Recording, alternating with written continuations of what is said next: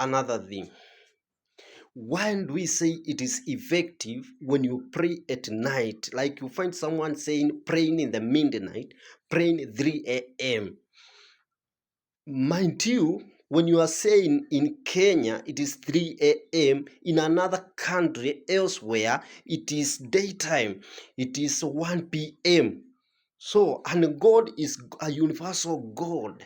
It's not a God of night in Africa and a day in USA, night in China and a day in German. No, we serve the same God. In fact, He does not sleep, He does not slumber. So, what is making the difference? Like you are praying at night and daytime. And remember, when it is your daytime here, it is nighttime in another person. And now, take myself now, being 3 a.m. here in Kenya and it is 1 a.m. in America, and now we are praying. I am praying 3 a.m. here and someone else is praying at the same time 1 p.m. elsewhere. What is the difference? And now this is what we call time, the mystery of time. But let me answer why it is effective. First, when we pray, we are interfering with energies.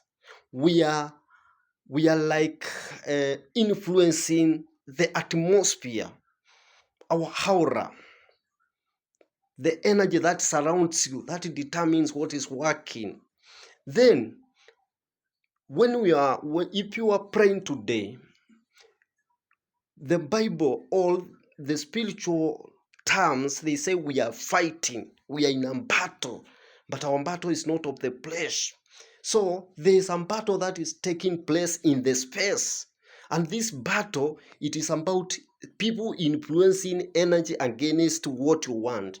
So when you wake up at night, most likely the people who are about, who will tend to influence energy against you all, even in your favor, they are people who know you.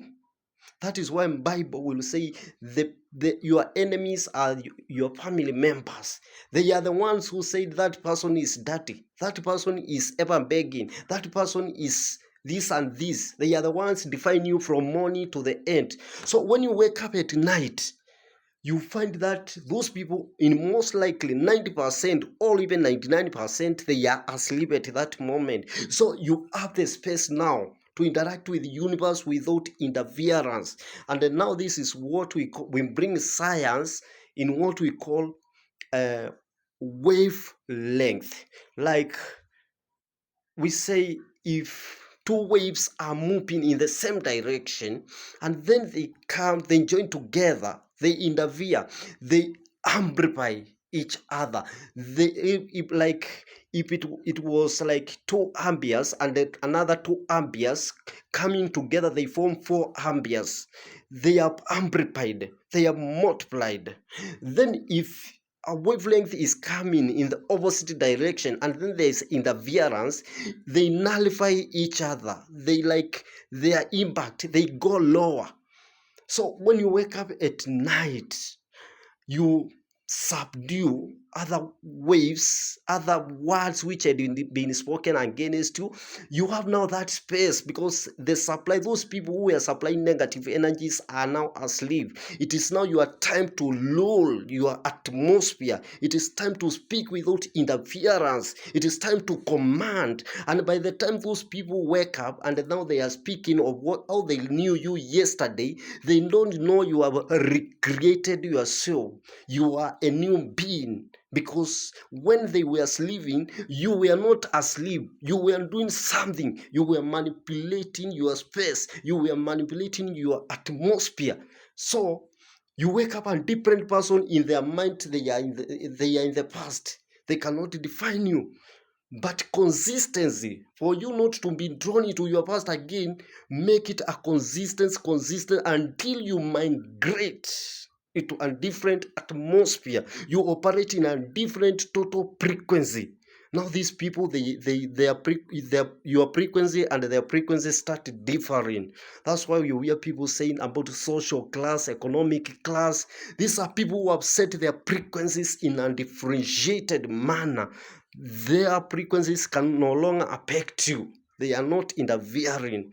So that's why we need to understand, even if we are religious, we need to interpret everything that we do.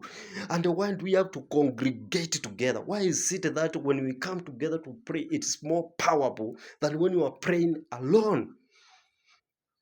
And it is all about the wavelength, because when we produce, when people in a positive environment, when people are meeting together to confess something, they join their energies together and they are able to break forth.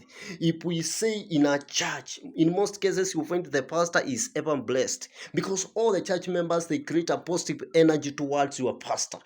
He is ever receiving positive energy. People believe he is going far. He is blessed. He is this. He is this. So there's a lot of energy towards that man, and you find he is so ever blessed, growing, doing good, and so forth.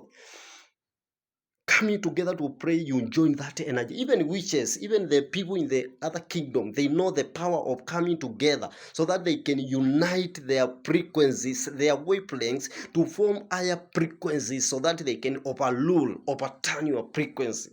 It's something that you need to understand. And Christians need now to adopt science as part of God's creation.